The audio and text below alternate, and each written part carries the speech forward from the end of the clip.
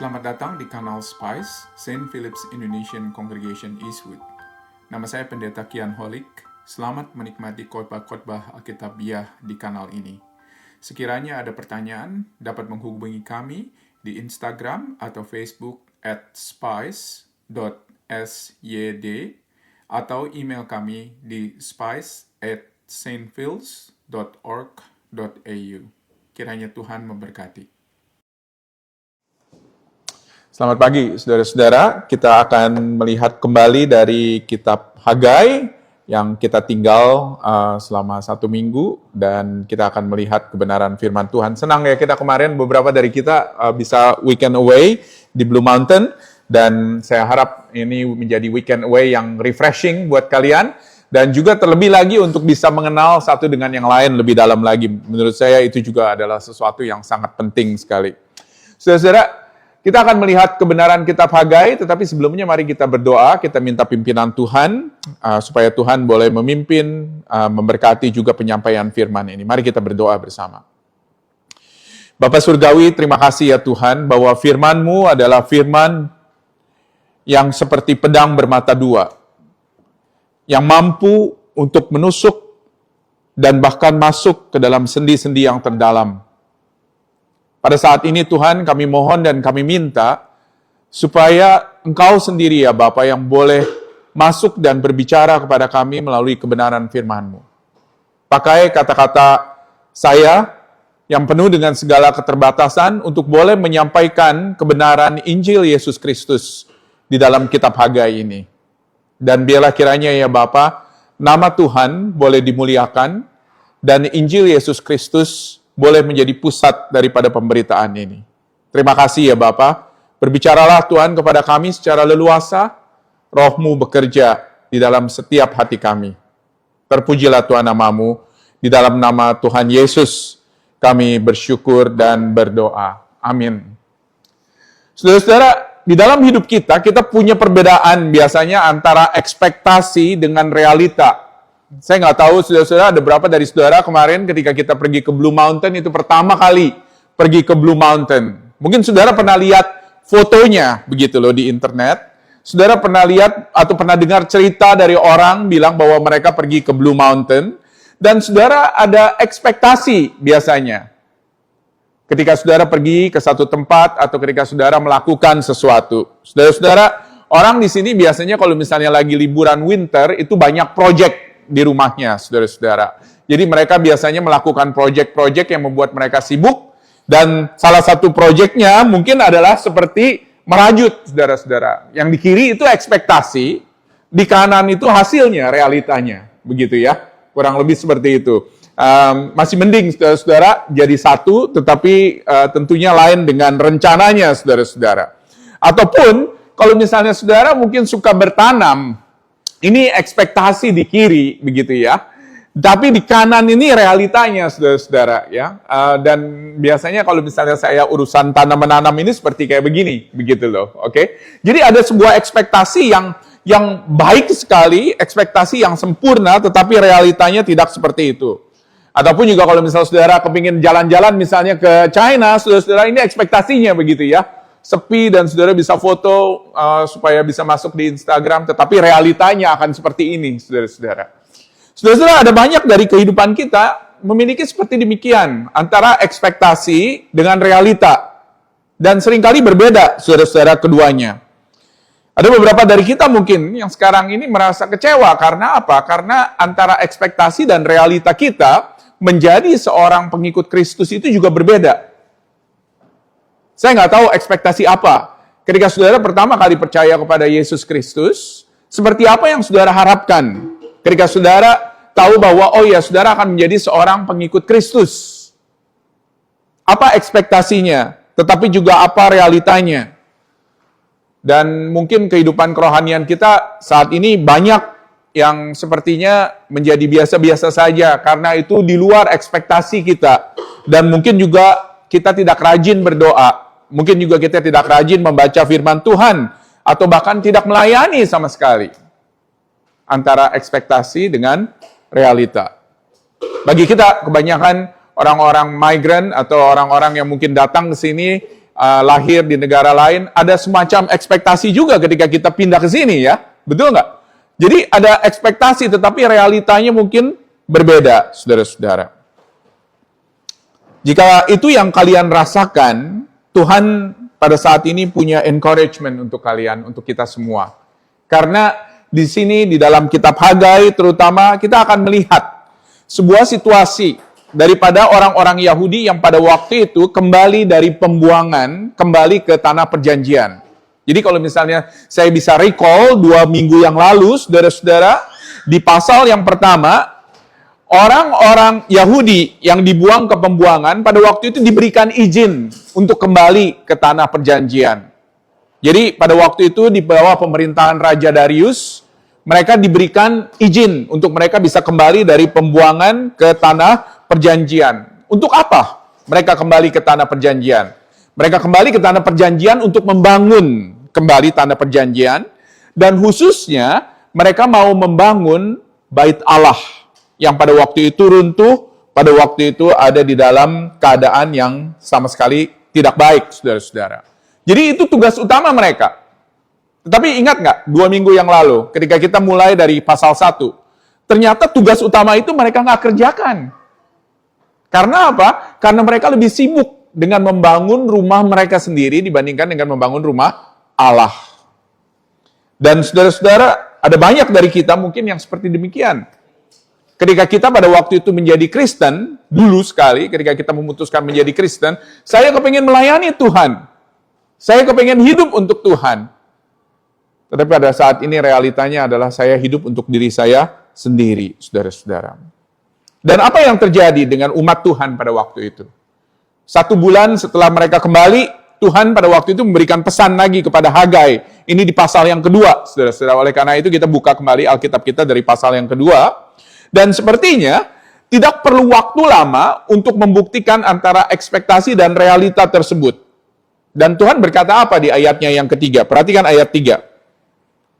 Masih adakah di antara kamu yang telah melihat rumah ini dalam kemegahannya semula? Bagaimanakah kamu lihat keadaannya sekarang? Bukankah keadaannya di matamu seperti tidak ada artinya? Jadi pada waktu itu, kelihatannya ada orang yang mungkin sudah cukup senior, mungkin umurnya sekitar 80-an pada waktu itu, yang masih ingat kemegahan Bait Allah pada zaman Salomo, atau kemegahan Bait Allah yang ditinggalkan oleh Salomo. Jadi mereka hidup pada waktu itu dengan melihat bagaimana Bait Allah itu dipenuhi dengan emas. Bait Allah dipenuhi dengan kayu, saudara-saudara. Ingat nggak, 2 minggu yang lalu kita bilang bahwa rumah-rumah mereka itu adalah rumah yang dipapani. Sebetulnya itu adalah kata yang sering dipakai untuk apa? Untuk Bait Allah yang didirikan oleh Salomo. Dengan papan-papan, saudara-saudara. Dan pada waktu itu mereka ingat betapa megahnya. Arsiteknya megah, dalamnya megah, interiornya megah, dan juga saudara-saudara dilapisi dengan emas. Dan itu adalah ekspektasi. Dan ketika mereka kembali pada waktu itu ke tanah perjanjian, mereka melihat bagaimana rusaknya Bait Allah, dan bagaimana mereka juga melihat sepertinya tidak mungkin untuk membangun Bait Allah seperti kemegahannya yang mereka lihat pada zaman dulu. Mereka melihat bahwa pekerjaan mereka itu pada akhirnya ialah harus satu persatu menaruh batu, satu persatu memasang kayu, tembok-tembok kayu, dan mereka merasa bahwa apa yang mereka lakukan itu adalah sesuatu yang percuma. Tetapi di sini Allah berbicara kepada mereka. Di pasal yang kedua, kita melihat bahwa meskipun mereka terbatas, meskipun mereka adalah orang-orang yang boleh dikatakan hanya sekedar hidup di dalam ekspektasi tetapi tidak di dalam realita, Tuhan menggenapi kehendaknya melalui mereka. Dan bahkan saudara-saudara, seringkali di dalam kehidupan kita, Tuhan itu justru bekerja bukan di dalam hal-hal yang besar. Bukan di dalam gereja yang besar atau banyak orangnya. Tetapi justru Tuhan bekerja melalui hal-hal yang kecil. Hal-hal yang sederhana. Jadi dengan kata lain, kalkulator Tuhan itu beda, saudara-saudara, dengan kalkulator kita. Kalau kita selalu melihatnya itu adalah dalam jumlah dan dalam mungkin persembahan pertumbuhan sebuah gereja. Tetapi yang Tuhan lihat justru bukan itu. Yang Tuhan lihat itu adalah di dalam bagaimana hati mereka. Oleh karena itu di dalam ayatnya yang keempat, di pasal 2, Tuhan katakan apa melalui Nabi Hagai? Dikatakan, tetapi sekarang, baca saudara, apa? Kuatkanlah hatimu. Oke? Hai Zerubabel, demikianlah firman Tuhan, kuatkanlah hatimu, hai Yosua bin Yozadak, kuatkanlah hatimu, hai rakyat negeri, dan bekerjalah. Jadi ini adalah kata-kata yang sangat penting, saudara-saudara. Karena apa? Karena pada akhirnya, bukan karena kuatnya mereka, bukan karena lihainya mereka, bukan karena mereka itu adalah mampu, saudara-saudara, untuk mengerjakan itu, tetapi karena apa? Karena Tuhan yang bekerja di dalam dan melalui mereka. Tetapi bukan hanya sekedar kuatkan hatimu, ya, di sini dikatakan, ya, di ayat ini. Tetapi apa dikatakan? Bekerjalah. Bekerjalah. Kuatkanlah hatimu dan bekerjalah. Jadi, dengan kata lain, kita harus mencoba untuk menjembatani antara ekspektasi dengan realita. Walaupun harus satu persatu begitu loh dikerjakan, tetapi di situ Tuhan justru bekerja, saudara-saudara, satu persatu.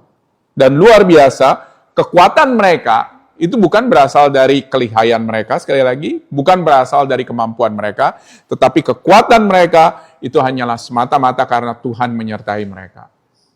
Di pasal 1 ayat 13, yang kita lihat 2 minggu yang lalu, dikatakan, aku menyertai kamu. Dan itu adalah kata-kata yang memberikan kekuatan kepada orang yang kembali ke tanah perjanjian. Karena apa? Karena sekali lagi, realitanya itu sulit. Realitanya itu berantakan. Tetapi justru Tuhan katakan apa? Kuatkanlah hatimu. Menarik ya saudara-saudara ya? Bahwa konsep kehadiran Allah itu sebetulnya disalah mengerti oleh banyak orang di dalam perjanjian lama. Karena mereka berpikir bahwa konsep kehadiran Allah itu adalah melalui baitnya, di dalam tabutnya. Oke? Tetapi sebetulnya konsep kehadiran Allah itu adalah sesuatu yang bukan berdiam di dalam bangunan manusia atau benda yang dibuat oleh manusia, tetapi kehadiran Allah itu justru ada di dalam setiap hati orang yang percaya, saudara-saudara. Tuhan nggak butuh bait suci. Dia nggak butuh tabut untuk dia tetap tinggal di antara orang Israel.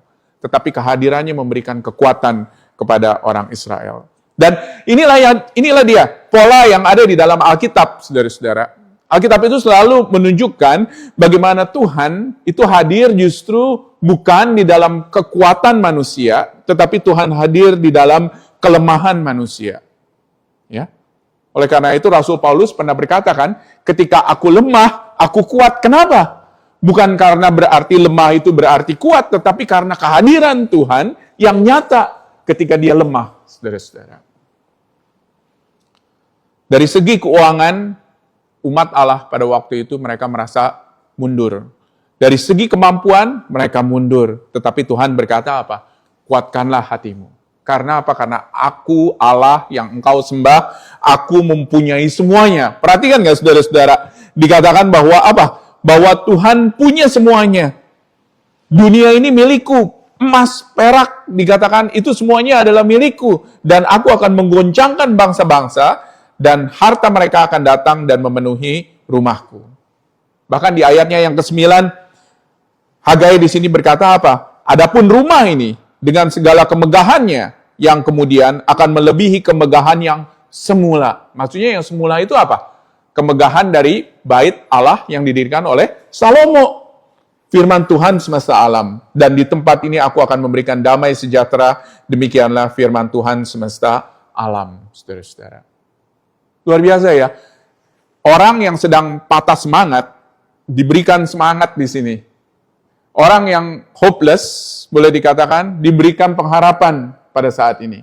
Karena apa? Karena semata-mata Tuhan katakan bahwa kehadiranku itu nyata di tengah-tengah kamu. Dan kehadiranku itu adalah yang terpenting daripada segalanya. Dan pada waktu itu mereka diberikan janji bahwa mereka akan melihat bait Allah yang jauh lebih megah yang jauh lebih hebat dibandingkan dengan bait Allah Salomo, saudara-saudara, yang dibangun oleh Salomo. Kita seringkali terfokus pada pekerjaan yang kita lakukan dibandingkan dengan Tuhan yang mana menjadi fokus daripada semua yang kita kerjakan. Kita seringkali salah di dalam kita memfokuskan kepada pekerjaan kita dibandingkan dengan Tuhan, di mana kita kerjakan pekerjaan kita atau pelayanan kita. Karena apa? Karena 2 bulan kemudian Hagai menerima nubuatan lain. Sekarang ada di ayat 10, saudara-saudara perhatikan, sampai ayat 13. Dan ini sedikit complicated, tetapi sebetulnya simple pemikirannya. Pemikirannya seperti ini, saudara-saudara. Kalau misalnya pada waktu itu, barang yang najis, ya, barang yang najis, misalnya makanan najis atau orang yang najis, itu bisa menularkan kenajisan kepada orang lain. Jadi orang yang pada waktu itu suci, itu bisa tertularkan kalau misalnya dia memegang orang yang najis, contohnya. Ya, makanan yang najis itu bisa menularkan juga kepada orang-orang yang kudus, sehingga orang-orang itu menjadi najis, saudara-saudara. Tetapi bukan sebaliknya. Kalau misalnya saudara holy atau kudus, itu nggak membuat orang lain kudus. Ngerti ya maksudnya di sini ya? Jadi itu yang dimengerti pada waktu itu oleh agama Yahudi, saudara-saudara. Tetapi Hagai berbicara apa di ayat 14? Perhatikan. Maka berbicaralah Hagai, begitu juga dengan umat ini dan dengan bangsa ini di hadapanku, demikianlah firman Tuhan. Dan dengan segala yang dibuat tangan mereka, dan yang dipersembahkan mereka di sana adalah najis. Jadi, saudara-saudara, ini adalah umat Tuhan yang sudah kembali loh ke tanah perjanjian. Ini adalah umat Tuhan yang taat kepada Tuhan dengan membangun bait Allah. Tetapi, bukan karena mereka kembali ke tanah perjanjian, itu membuat mereka kudus atau suci. Bukan dengan mereka mempersembahkan korban, membuat mereka benar. Bukan karena mereka kembali untuk membangun bait suci, itu membuat mereka berkenan di hadapan Tuhan. Karena yang mereka lakukan itu hanya sifatnya itu di luar, saudara-saudara, eksternal. Ngerti ya? Saya maksud di sini. Dan kita juga sering jatuh di dalam kesalahan yang sama.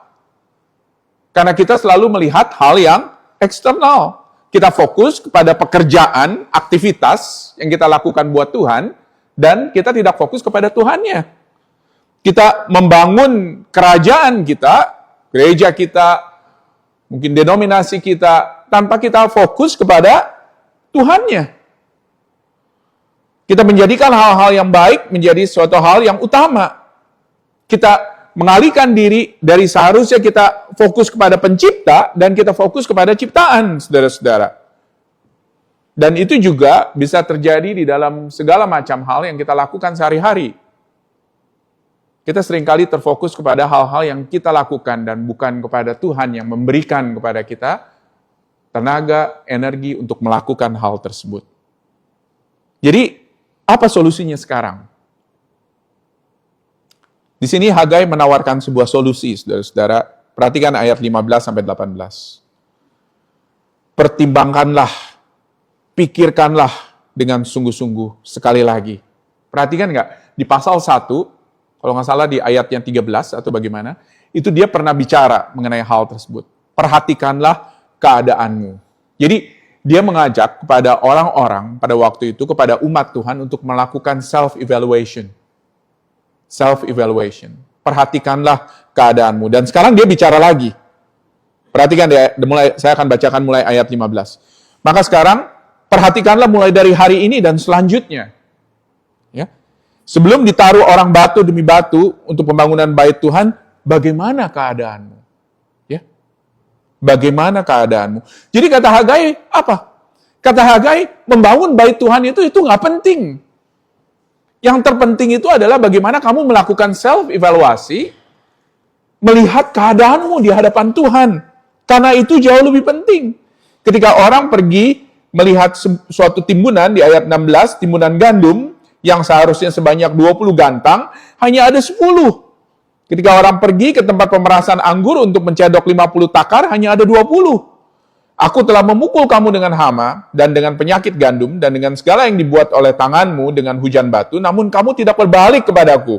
Demikianlah firman Tuhan. Perhatikanlah mulai dari hari ini dan selanjutnya, dan mulai dari hari yang ke-24 bulan ke-9. Mulai dari hari ini diletakkannya lah dasar bait Tuhan. Perhatikanlah. Jadi dengan kata lain, apa yang masih tertinggal, apa yang masih tersimpan di sini, di lumbung, apa yang masih ada di pohon anggur, apa yang masih ada di pohon delima, pohon zaitun, mulai dari hari ini, kata Tuhan, aku akan memberikan berkat. Dan luar biasa, saudara-saudara, Tuhan akan memberkati mereka, bukan hanya lewat bait suci, bukan hanya lewat bait Allah, tetapi juga melalui penguasa. Penguasa orang-orang yang takut akan Tuhan. Nubuat terakhir daripada Hagai, ketika kita akan tutup kitab Hagai ini, adalah nubuatan yang diberikan kepada Zerubabel. Zerubabel. Siapa Zerubabel ini? Zerubabel ini adalah gubernur pada waktu itu. Jadi pada waktu itu karena mereka itu bukan negara yang merdeka, mereka itu dikuasai pada waktu itu oleh Persia. Jadi dengan kata lain yang ditempatkan, yang setara pada waktu itu dengan raja itu adalah gubernur. Jadi Zerubabel ini adalah gubernur. Tetapi Zerubabel memakai apa? Cincin meterai, dikatakan. Dalam bahasa Inggris disebut sebagai signet ring. Apa artinya signet ring ini? Signet ring ini artinya itu adalah suatu kuasa yang diberikan kepada si Zerubabel. Oleh siapa? Oleh atasannya. Siapa atasannya? Kemungkinan pada waktu itu adalah Raja Darius. Dan pada waktu itu diberikan signet ring ini. Cincin meterai ini, supaya dia bisa melakukan apa yang dikehendaki oleh si Raja Darius. Tetapi dikatakan, Zerubabel itu akan pada akhirnya dipulihkan dan dikembalikan keturunannya menjadi raja.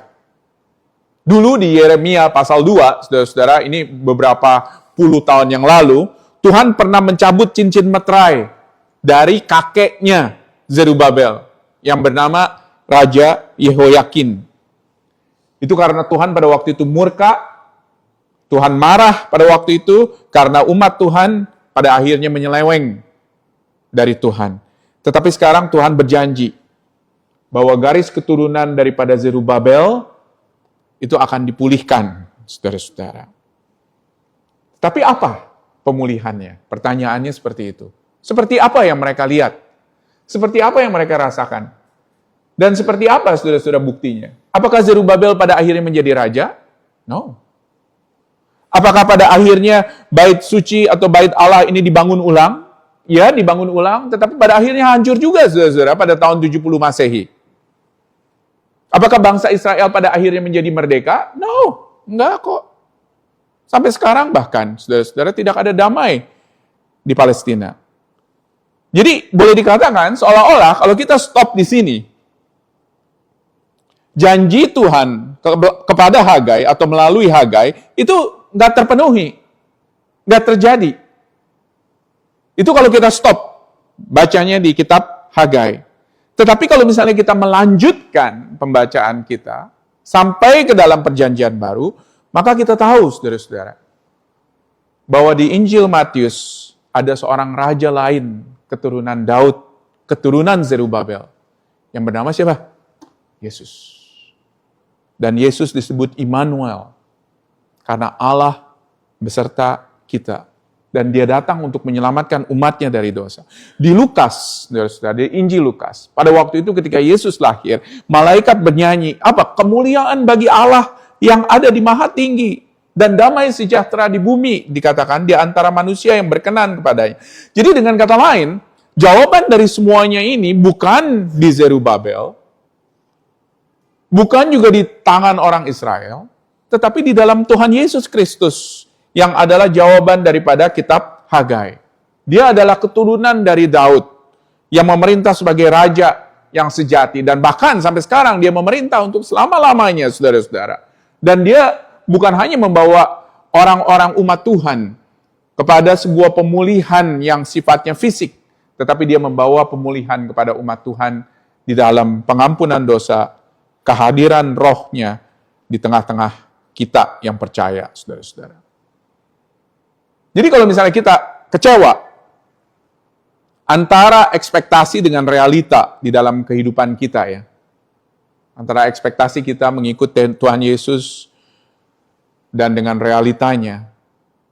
Yang kita harus lakukan itu adalah kembali kepada Yesus sendiri, saudara-saudara. Karena dialah jawabannya. Dia nggak akan bikin kita punya rajutan, mungkin knitting kita itu, crochet kita itu menjadi semakin bagus. Dia nggak akan bikin planting kita mungkin semakin berbuah dan berkembang. Tetapi dia akan memberikan sesuatu yang jauh lebih besar. Dia datang untuk hadir di tengah-tengah kita ketika kita percaya kepadanya. Dia datang dengan damai, dia memberikan pengampunan dosa, dan kuasa untuk menang atas kematian, atas dosa, saudara-saudara. Tidak ada kekecewaan ketika kita mengikuti Tuhan Yesus, saudara-saudara. Mungkin ada banyak dari saudara yang merasa kecewa pada saat ini. Kecewa dengan gereja, atau kecewa dengan pemimpin gereja, saudara-saudara. Tetapi undangan bagi kita semuanya, itu adalah untuk datang kepada Tuhan Yesus yang gak akan mengecewakan kita.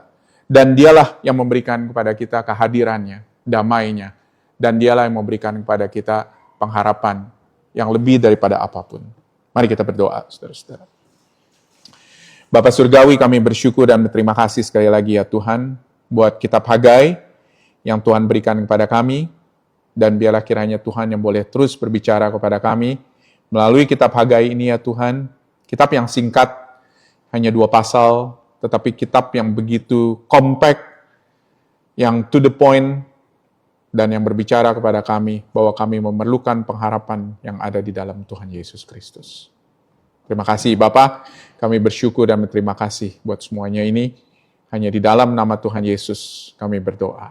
Amin.